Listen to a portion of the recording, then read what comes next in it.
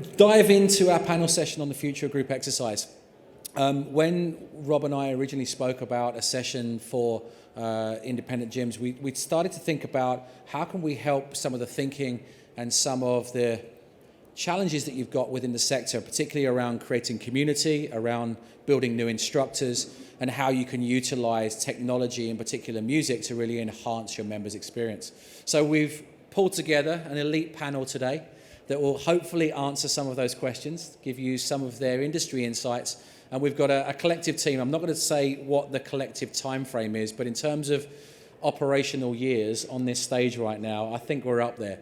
So we've got a very experienced and insightful team to introduce today. So I'm going to just ask each of the panelists to introduce themselves. I'll start with Rosanna.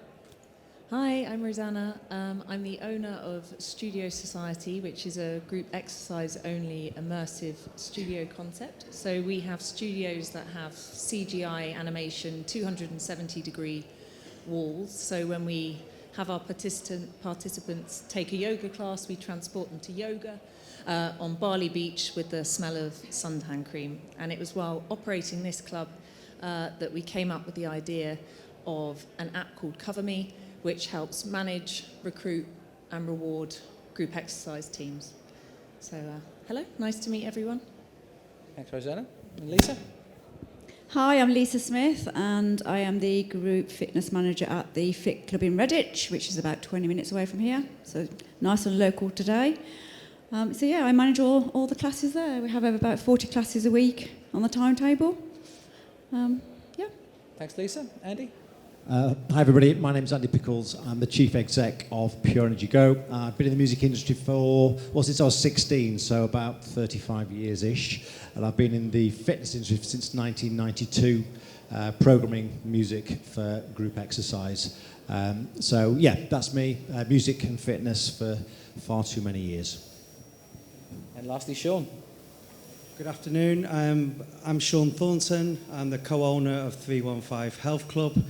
I've been in the industry, I'm one of the old generations. I've been in the industry over 32 years now, and I'm old school where I put service and people experience at the forefront of the business.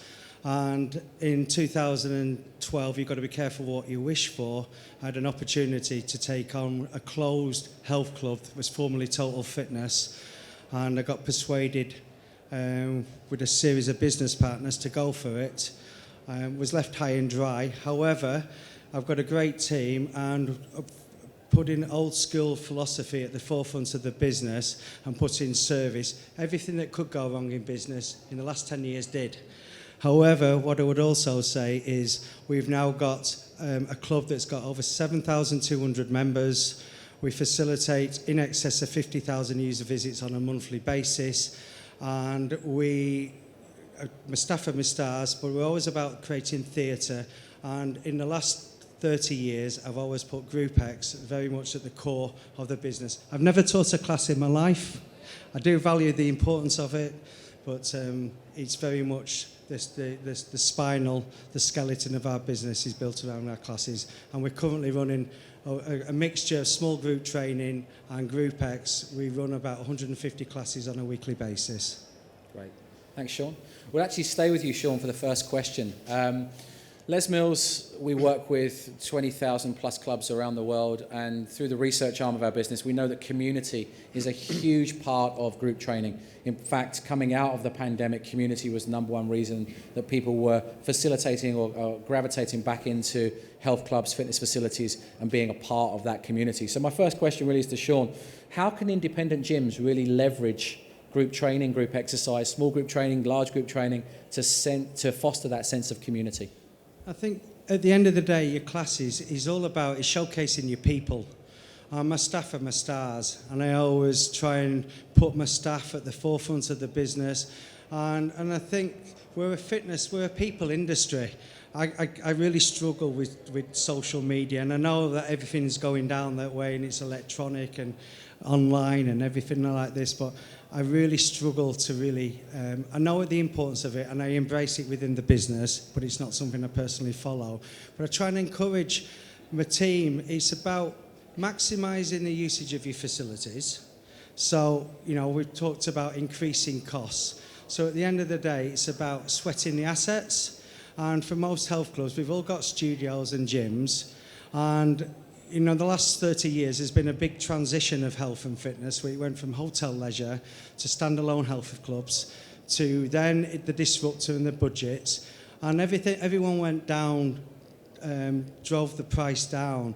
And it's about holding your nerve. And I always like to put the knowledge, the expertise of my staff at the forefront. And it's about creating stage and theatre. And there's nothing better than an active studio programme that caters for all age groups. So we cater from the very young, literally we have swimming lessons from 12-week-old, and you know, parents, all the way through to young at heart, and everything in between. And it's looking at every hour of our club, in our demographics, looking at who are our customers, what are their needs, what are their expectations, and how can we facilitate that. So by dissecting every hour of every day, it's about then creating a timetable that appeals to your local marketplace, to the people, understanding the demographics, and then aligning the programming to maximise the usage of your facilities. I've done that for the last 30 years. I'm fortunate I've got a super club today, but in the past I've also set up community gyms around the UK into communities from 5,000 population up to 100,000, and typically some of my previous business models was gyms of 40, 50 station gyms with a studio. And I always think if you can get a good studio with 40 classes a week and 40 stations of gym, I could always operate a business with around 1,500 to 2,000 plus members. So to me, it's about understanding the local marketplace and putting service. The best way of explaining service, I used to call it aggressive hospitality, that on every member visit we should have 3 points of contact with a member of the staff.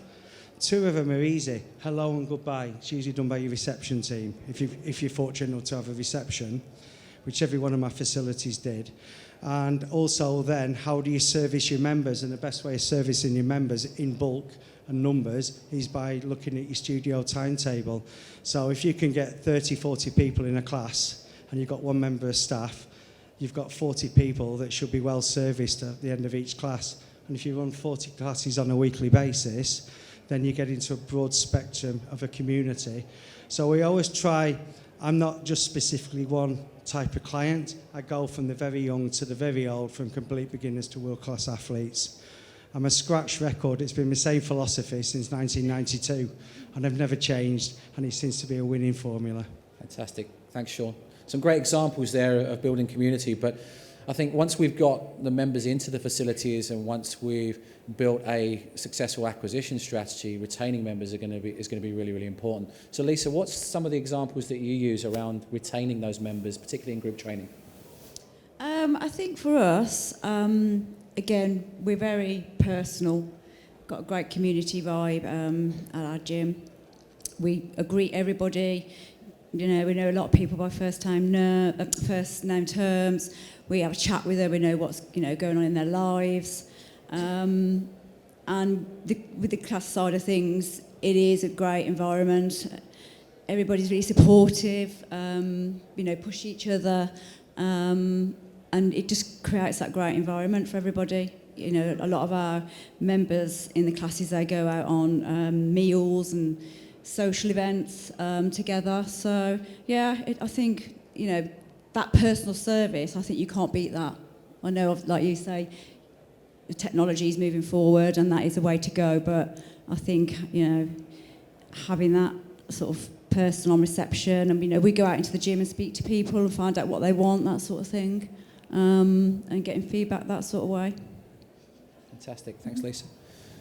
So you talked about technology there. We'll definitely come on to that as a subject and a couple of questions later on, but just want to pull back into creating that sense of community and building that retention and acquisition strategy. And there's nothing more important than having the right people in the right roles for, like you say, the 3 points of contact, the hello and the goodbye and the meaningful interaction, whether it's a class or on the gym floor. So I'm going to switch to Rosanna now and just go towards recruiting instructors.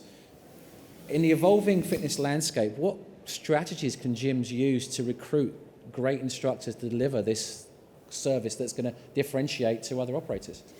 Yeah, I think we have to look at the landscape as it is at the moment, and I think there's a severe lack of pace and agility when it comes to managing our group exercise instructors and the operation. So at the front of the class, the group exercise instructors are the star of the show, and they do a great job. But behind the scenes sometimes, and operating the club, it can be a bit of a mess because we're using systems and tools that weren't built to necessarily manage the ever-changing landscape of group exercise, people swapping classes, wanting to, unable to do them, going on holiday, etc. So we research both sides. So how do we make the operation streamlined and digitized, and how do we make the experience of organizing cover for freelance instructors better? 76% of instructors dread having to organise cover for themselves because they're in multiple WhatsApp groups, and operators are in multiple WhatsApp groups trying to manage that. So it's, first of all, how do we streamline and digitise that connection? Because instructors and talented instructors want to work more, earn more, and teach more at different classes and clubs.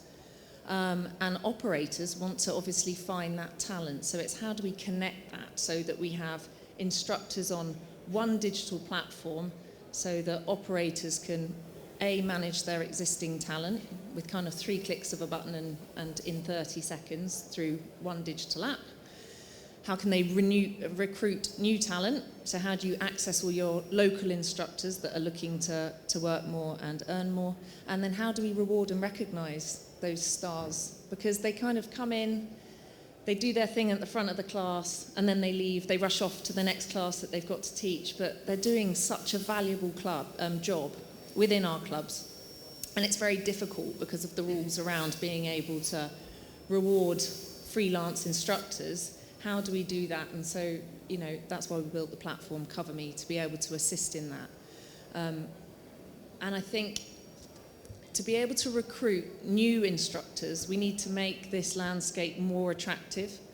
And I think we can do that through connection. So there's lots of different varieties and styles of classes. So it's about connecting the instructors to more education, more opportunity to work, so that when the next generation come through and learn their particular skill or particular class, they need to know that they can go and find work the next day.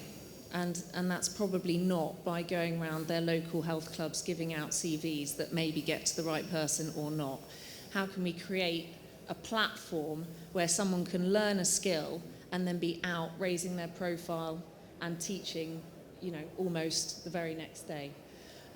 So I think it's around digitisation and creating that one network that connects the two sides of the market, because you've got venues that want new instructors and you've got instructors that want to teach more, so it's just about connection.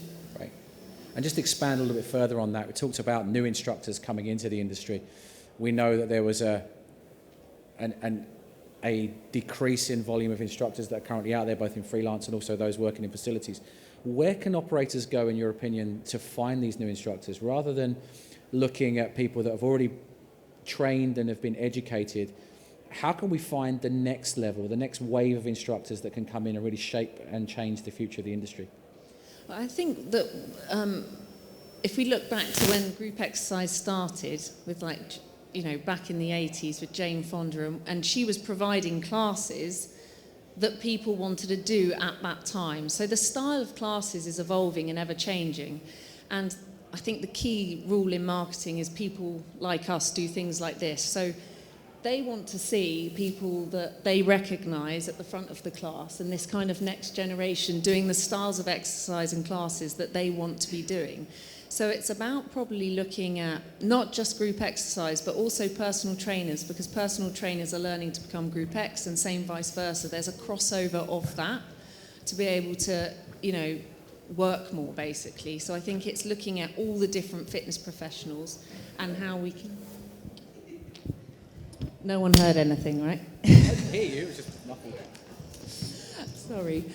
So yes, I think it's about connection, it's about upskilling different people in different areas of the business, so that we can educate more, get people at the front of the classes that the next generation look up to, and are doing the types of exercises that they want to learn. I guess at the moment it's strength-based. So it's how we utilise our studios that are existing, how we make sure that what we offer is flexible enough to move with the times so that we can cater for each audience, which you obviously do really, really well, to maximise the amount of members that we can reach and obviously grow our membership base and revenue. Great, thank you. So you touched upon their strength training being a really attractive proposition for Gen Z and millennials.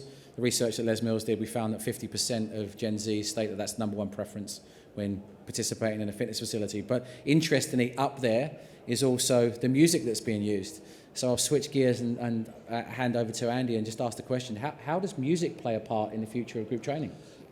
I think it's really important for us to just reframe how we use music in group exercise. Since I've been in the industry since '92, it started with the community instructor who really thought about their music, curated their music. We delivered it on cassettes at that time, so there's been quite an evolution. We deal with over 300 gyms with Pure Energy Go, which is a music service designed for the fitness industry. Now, the gym that I use, which Chris, who's on our stand today, CrossFit Clitheroe, we've got young coaches in there. They're not as tuned in to the curation of music. They've trained to teach what they teach, but quite often they just press play. Now, there's a phrase that I heard the other day was exercise never sounded so good. Now, when I leave a class, I want to leave that class having a really fulfilled exercise experience, but it sounded great as well.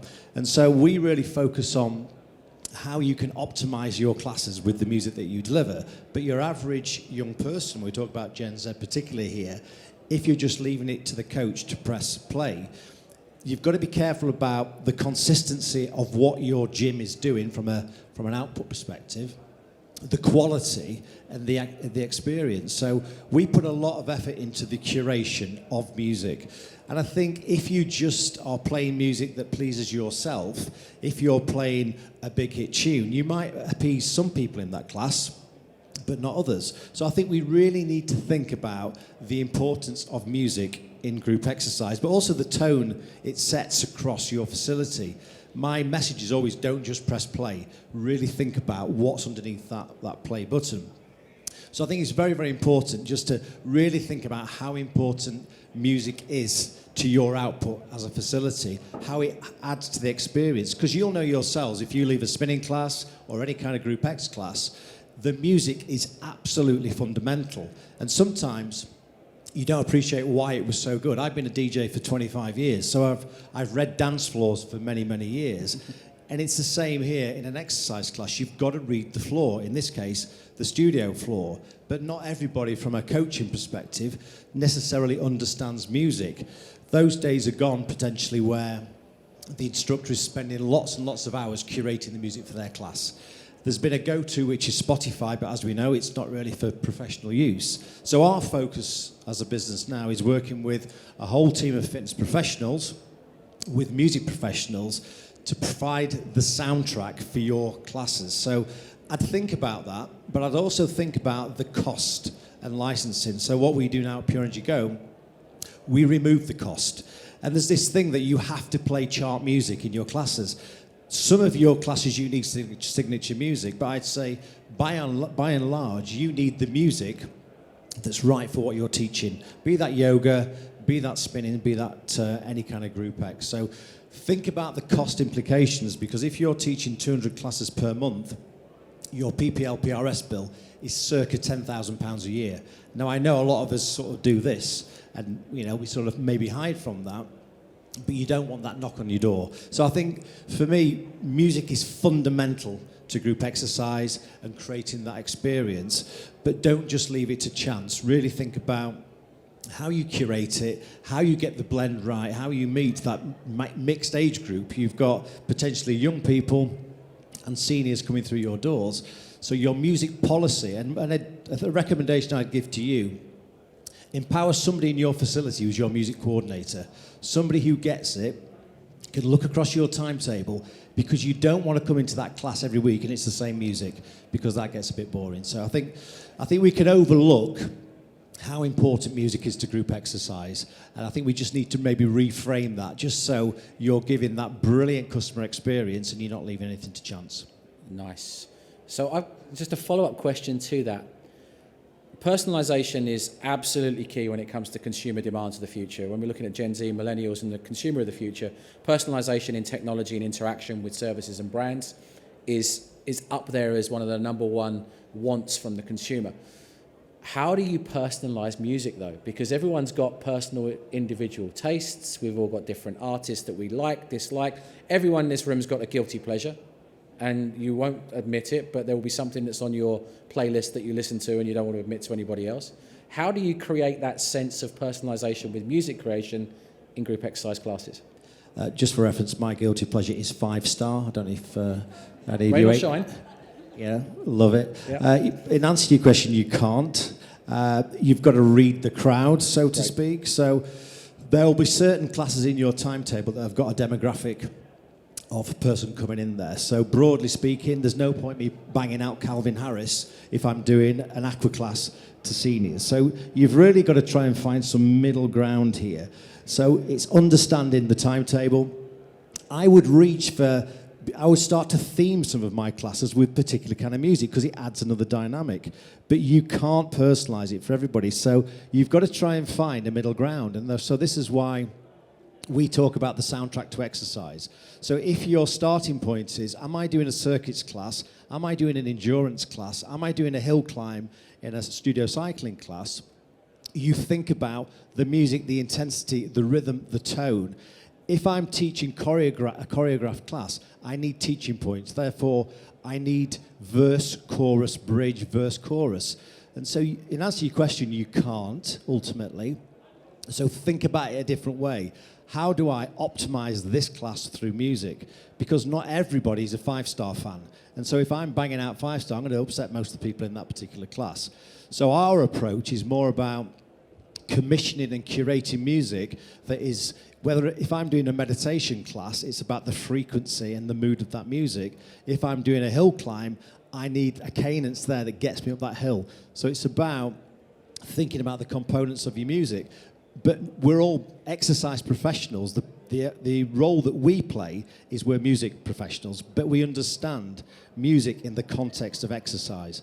So it's a dangerous game, but that's why whether it's background music, when I walk through the door of your club, I've got to hear the music that sets the tone. So don't just leave it to the 18-year-old coach who's just started to just go, I don't know, I'll press this. So you've really got to think about the curation, because if you don't want something to the far extreme, which is thrash metal or banging house, because you're going to alienate people. So that's why I'd go back to who's curating the soundtrack to your facility, and that's in class, in cafe, if you've got one, and when I walk through the door. Don't leave it to chance. So short answer, you can't. Great. It's exactly the answer I wanted, actually, because it's a really difficult thing to do, and rather than try and appease everybody by catering to personal taste, you end up with a workout or a class that has a different style of music. People will be engaged for a second and pull back. As Andy said, absolutely focus on the highs and lows, the verse, chorus, and the emotion of the music that creates during the workout. So I'm going to switch gears slightly again and start thinking about technology. When we think about the history of group exercise and where we've been, technology was very, very basic in group exercise. It was turn up with some form of stereo, a cassette player that you could press play, go and create an atmosphere of music in and around that studio. But studios have evolved and grown, and we've stepped out of the dance studios of the 80s, which were mirrors, sprung floors, and ballet bars, and there's some amazing studio projects that we're seeing with clubs around the world, and we're lucky enough to have an owner-operator that has an amazing studio concept on the stage.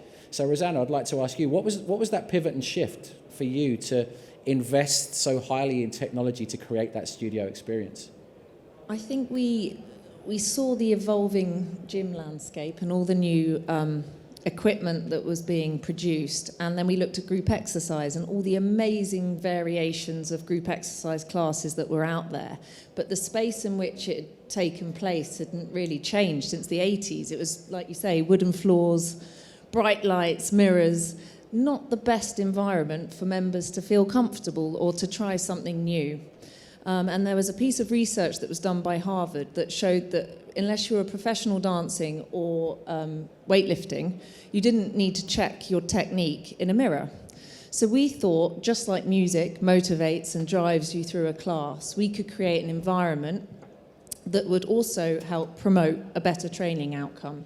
So we created these CGI animated 270 degree studios, which had floor to ceiling environments, like I touched on. So if you're doing HIIT, you're on a rooftop in New York City, and we pump out Pink Grapefruit, which is motivational because you can't help the smell of New York City, obviously. Coffee and donuts, maybe, I'm not sure. Or you're on Bali Beach with the smell of coconut. So it was just about adding that extra layer to help motivate and promote better training outcomes. But also what we found was that members enjoyed the class more because they were able to turn that inner critic off. They were able to feel the exercise. They weren't competing with the person to the left. If they thought they looked like Jennifer Lopez doing Zumba, it remained that way. They were Jennifer Lopez for that kind of 30 minutes, 45 minutes. So it was good fun. It also encouraged people that were a bit nervous to try group exercise to come in and try because the environment was less intimidating. And obviously it just elevated what the amazing Group X instructor was doing it at the front of the studio. So that was the theme behind why we did it. And I think what we've learned is that having something that is flexible so that you can follow trends is really important when you're building your studio and your offering so that you can pivot along with trends. But keep in mind your core values and proposition so that you're not flip-flopping all over the place and that you're providing classes for members that are suitable and what your audience want, but you're holding true to your values. Great. So it sits still within your value proposition, but creating that environment that members want and need. Absolutely.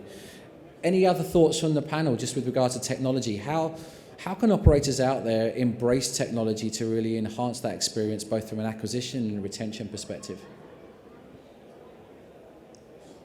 I don't use technology in nowhere near as sophisticated as your own studio, which sounds amazing. At the end of the day, it's working with partners like Les Mills. It's, over the years, I've always tried to partner up with best examples within the sector and try and bring the best examples into my facility that allows to develop a service and a culture and a facility that's maybe different to anything our competitors do. Now that sometimes the utilise of technology for me is more on an efficiency perspective in terms of measuring the successes of classes. So what I'm trying to always look at from an operator's perspective is looking at the number of unique individuals going through your studio timetable, the total usage, the frequency of the individual utilises the club, as well as the capacity of your programming. So at all times, if you can't measure it, you can't manage it. So I like to use technology from an efficiency perspective in giving real-time data to be able to liaise with the group coordinators, the management team, or the individuals delivering the classes to help them maximise their numbers at all times. So to me, I'd love to see maximal numbers because that gives a great experience to the customers as well. Because like we say, a lot of customers are coming for, what makes your facility different nowadays is how can you differentiate your brand from your competitors? Well, to me, that's done by people, the people that you employ, and how they interact with your customers, as well as sound and lighting. So I think if you can get those components right, then it allows you to develop your own individual brand within your own community that sets you apart from anything else. So I always try and follow what people do in the cities and then try and regionalise in it, take a great idea that maybe 2 or 3 years ahead and then be the market leader in your respective communities. That's Great. what I've always tried to do. That's great advice, and I think you see innovations crop up in urban hubs. You look at innovators really stepping into those spaces and trying things out, and I think if you can embrace some of the learnings from some of those more heavily populated areas into local communities, I think it will land really, really well. I mean, isn't it always easy? I mean, we launched a few years ago when Barry's Boot Camp and One Rebel We're probably about 5 or 6 years ago, we decided we were going to create a hit studio, and we try and bring the hit studio to Lancaster, well, which is great. And we've got, not every class that we launch becomes an immediate success. Some of them are slow burners as well, which is if you go, I always used to take the philosophy of a studio program. You launch a class, if you can get 2 people into week 1 and you can double it in week 2, you've got 4. In week 3, you've got 8. Week 4, you've got 16, and so on, so on. And within 6 to 8 weeks, you're then starting to get the numbers up, regularly attended. And that's how we always took guidance in the early days from Les Mills, that used to use a traffic light system. So under 35% was red, it's in danger, it goes. You've got 4 weeks to turn the class around. 75%, that's a strong class, let's continue to do that. And anything in the middle, we're trying to always get it to the maximal numbers. So it's always about, again, the studio brings your personality. Because I used to sell gym equipment as well, and it's interesting to see how the evolution of fitness over the 35 years. We did start, thinking last night, this room isn't representative of the instructors that we get in our sector. If I was looking at Group X, the problem I have is we never get enough male instructors coming through.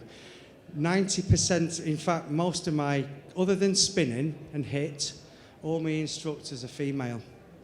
And the biggest challenge we've got in Group X, in my localities, is how to bring more male instructors into the sector that like to stand up. They're all great on strength and they're good on spinning, but they're not very good when it comes to other classes. And that then reflects the audience that you're appealing to, because the majority of our clients are female. Although and we've launched some of the Les Mills shapes and the strength classes, which was meant for the Gen Zs, we've actually found it appeals more to the 40-plus market. So I've got a lot of young at hearters. I think I'm working with the philosophy of becoming younger next year. So a lot of my members seem to think they're teenagers again, like.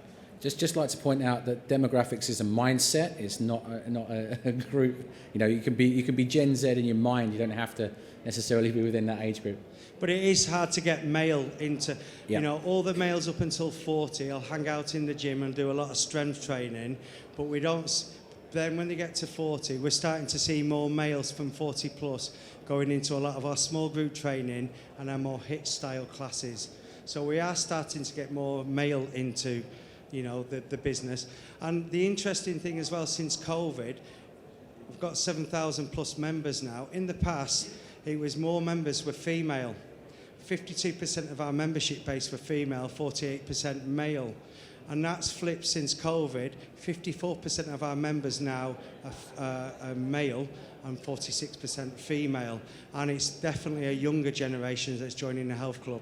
Our age has come down. We used to be 50% of our membership base was 50 plus. Now it's 40 plus. So we are starting to see younger. It's a shift in terms of the volume that's there. Andy, I know you had something to add to that as well. Just a brief point on technology. I think this plays to the Gen Z conversation. I think technology is key in engaging young instructors to come through, because it's what they do. They embrace technology, and also your members as well. So I don't think using technology for technology's sake is a sensible way forward. Community and your offering is key. But just at our gym, we've just brought on Intelligent Cycle, which gives us a more immersive spinning experience, and it's just adding that little dynamic. But if we want to get more young people engaged from an instructor and member perspective, technology is key. We've just onboarded Everyone Active, so 148 gyms on a music system now is delivered through an app. People fear change, but without change there is no change, so to speak. And we were dealing with instructors who still wanted to use CDs and tapes. But when you get your onboarding right and you show how technology can bring efficiencies and ease and consistency to your offering, we had mature community instructors who were from the CD generation going, oh my God, my world has changed. But you can't just chuck it at them. You have to onboard. So I think we need to think about how we do use technology to drive efficiencies, manage our businesses. I'm absolutely with you on that. But particularly to bring that inflow of young people as teachers, coaches into your gyms and engage with that Gen Z membership. How do we use technology efficiently, I think is a key thing. Fantastic. Well, it's been a great discussion in terms of... Can I add something? We are going to wrap up right now, Lisa. But what I'm going to do is we're going to leave... We've got some time for some questions in the room. But before we do that, just from each of the panellists, what's the one thing that you think is going to be and we've got to keep it to one because we've got some great questions, I know. What's the one thing we believe to be the future of group training? We'll start with Rosanna. I think it's around that connection. So I think there's a lot of talent, and I think there's lots of venues that are looking for opportunity of new talent coming through. So it's how do we connect the markets together so that instructors sit on one platform and so do venues, so we can educate and elevate our offering, because it should be better, and we can digitise and streamline it to make it easier. Great. Thanks, Rosanna. Lisa? Sorry, I didn't mean to cut you off. You can include it as part of this, if you wish. It was just about the technology, really. You I go just for wanted it. to mention the Les Mills Virtual, which I think is amazing. Thanks. I'm a Les Mills person through and through. But yeah, we've got the virtual in our studios. We've got the spin side and all the other programs as well. And I think it's just a great asset to have technology-wise for those members that can't always make that class at that certain time. And it's always there on offer for them to come in and do their own class. And also some people are scared to join classes, and you know, they can go try that class on their own and not be embarrassed or scared. So again, technology-wise, I think that, you know, it's a great asset to have. But going back to your question then, it's bringing the Gen Z through. Haven't quite sort of figured out really ourselves how to grab more of those Gen Z people into classes, because I think if we can get more of them into classes, because our class members are predominantly, I would say, probably Gen X, really, millennials, and it's getting them into the classes, getting them involved, so that they then think, oh, do you know what, I can do this, and bringing them on board as the future instructors to drive the group fitness. Leading from the front with the recruitment of instructors in Gen Z. Yeah, great. Andy? Two quick things. I think perception, what is group exercise? My son, who's on the stand, Alexander, he's 20, currently doing his gym instructor level 2 and beyond. None of my mates would do group exercise, but they do group training. So I think, what do we mean by group X? So how we position it, brand it, and progression. So at CrossFit Clitheroe, Chris's gym, we have CrossFit Kids. So if we want Gen Z filtering up into group exercise, we need to give them a place they feel safe. And Alexander said to me on the drive down, he said, I just feel awkward going into a class with folk like you, Dad, bald fellas at 54 years old, lifting weights and doing stuff. So I think progression is key, so you're doing it. So if we can get young people in at a younger age doing classes just for them, then you get the natural filter into the more broader Group X classes. So I think progression, how we progress young people in, but secondly, what is Group X, the perception of it. Great, thanks Andy. I do believe that children are the future. If we teach them well, we can let them lead the way. Great. Sean? I'd just say, just know your marketplace, understand the needs of the types of clients that are in that marketplace, and then just do the research, just looking at what's on trend and on vogue, and then try and be that market leader. You don't have to revolutionise your timetable, everything, but it's about just keeping it evolving and evolving it by tracking your numbers. Great. So we have some time for some questions. If anyone has any questions, Rob has the mic. Just raise your hand or head round. Please ask any of our panellists anything related to the future of group training. Anyone? Doesn't even work. The microphone doesn't even work, so that'd be good. Just shout. Somebody must be curious about something group exercise. Recruitment of instructors, technology. Here we go. We have Rich. one. Just a comment really based on what the speakers have said so far today. And for me, the common thread that seems to stick out is success and the components that each of the four people here with the technology, with the venues, the community, the music, are all contributors to success. And I say that's coming from someone who used to teach classes, and having the familiarity with what to expect in a class brings people back. The formatting, the programming. And when you said about the music earlier, you can't really prescribe a music scenario which works for everybody. I disagree a little bit, because I think if we think about the hero's journey, for example, in a movie, you know, there's always going to be a pinnacle, and there's that in the middle of a a class, the hard bit, right? Track 5 in RPM, flipping heck. You know it's going to be a banger of a tune, right? And I think that's it. I think if you can program your classes like Andy does with his Pure Energy mixes, it works across the board. The live experience, the on-demand workouts that I produce, if you can bring those components together and time them at the right point, it's going to work. It's going to deliver that experience. And using the apps, you know, to find the instructors and the talent, if they've got the right set of skills in place, they know they're going to match the delivery and the standard that you expect in your club. That's going to help too to deliver that same experience, because everyone gets a bit weird when someone new walks in the door and they don't know what to expect from that instructor. But yeah, for me, success is that component that knits it all together. How do you make your champions feel in your club, as Sean said? You know, if you can do that, you create an experience which extends beyond that club wall.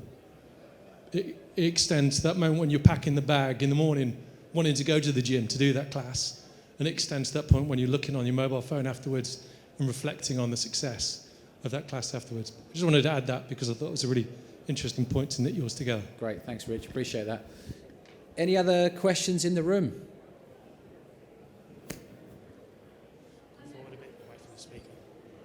Sorry, I never have enough to say.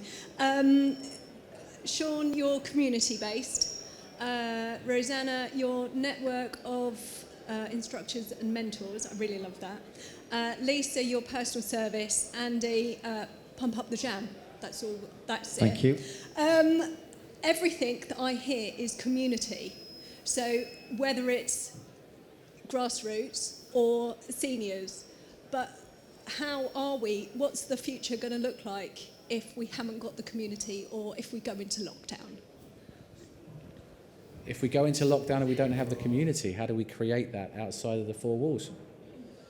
Yeah, I live in a place called Clitheroe, which is in the Ribble Valley, so an outpost before you're into the Lake District. So there's no big boxes, you know, there's some local authority centres. So our gym, 400 members, is very much about community. But like anything, you have to keep it moving, you have to keep it fresh.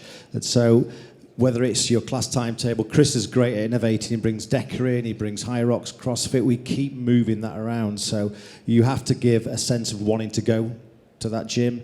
The community for me is absolutely fundamental, but all those ingredients we talked about around success, it's like baking the perfect cake, isn't it? And so from the hello when you walk through the door to the timetable that keeps moving, you need some light and shade there. So right at the heart of it, if there is no community, there is no gym, there is no Group X. We have a hybrid now, don't we, with the online and within gym. So we just can't stand still.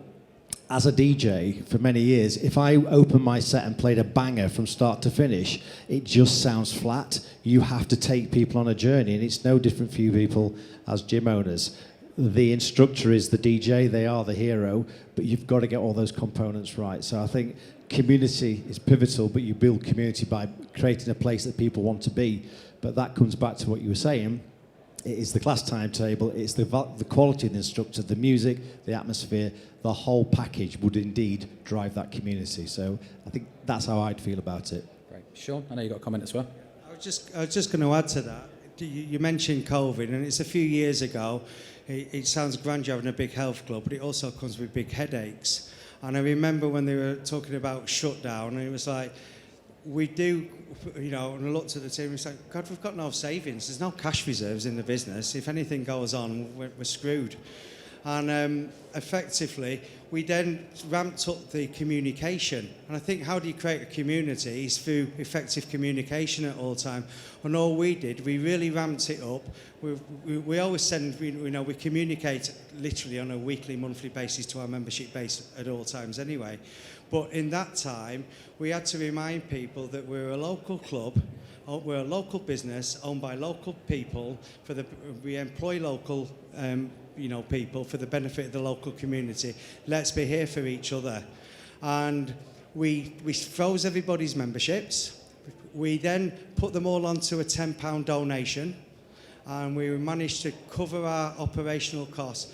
And when we came out of lockdown, after the first lockdown, we'd retained 90%, but by the second lockdown, we were retaining 95%, and by April the 18th, when we reopened for the final time, by the end of that month, we were in a growth curve beyond the numbers that we closed pre-COVID. So what I'd say to is, how you build a community is great communication. And the other thing, going back to Group X, utilise your Group X and your launch of your group timetable, whether it's seasonal, as a real stage in a theatre to go out to the press, to the news, really become a sense of occasion. And it's amazing if you really launch something. We embrace National Fitness Day. And I have to say this once, because telling so. We embrace National Fitness Day. We take a national event, localise it. If I say now, as a team, and I've got nothing to do with it, because it's all my team that manage the day and organise it now, for their own development and continue practising Kaizen, in one day alone now, we do over £250,000 worth of sales. It started off 8 years ago at 32,000. That 32 became 64, 64 became 87, 87 in the first COVID was 100. Then after COVID, 187, then 212, and then last year they exceeded 250. What I'm trying to say is, if you really do an event and you really bring everybody on board and create theatre and stage, it doesn't matter what size of facility you are, you should always, local clubs, become a real hub of the local community. And I've 32 years, I always think the most privileged position of any job in the community is a health club worker, a health club manager. Yeah, I think it's the most prestigious position of any community. So that is, people look up to health clubs, and if we create that, we'll have a long-term business, and at the end of the day, everybody's wealth is their health. Nice. Great way to finish up. And Rob's wrapping me up at the back there as well. He's waving his hand. The only one thing I would add to that in terms of building community, we talked about in-person community, talked about what happens when you walk through the door. Don't underestimate the power of social media to create community as well. In terms of engagement with the younger audience, creating those community hubs, online support systems, accountabilities, those elements will really build that sense of community and keep people coming back to group exercise for the next workout. That'd be the only point I would add. We are so out of time. I could stay talking about this for about another hour, and we've got some great panelists. So I'd just like to thank Sean, Andy, Lisa, and Rosanna for joining me today. Appreciate everybody coming in, and we'll catch you soon.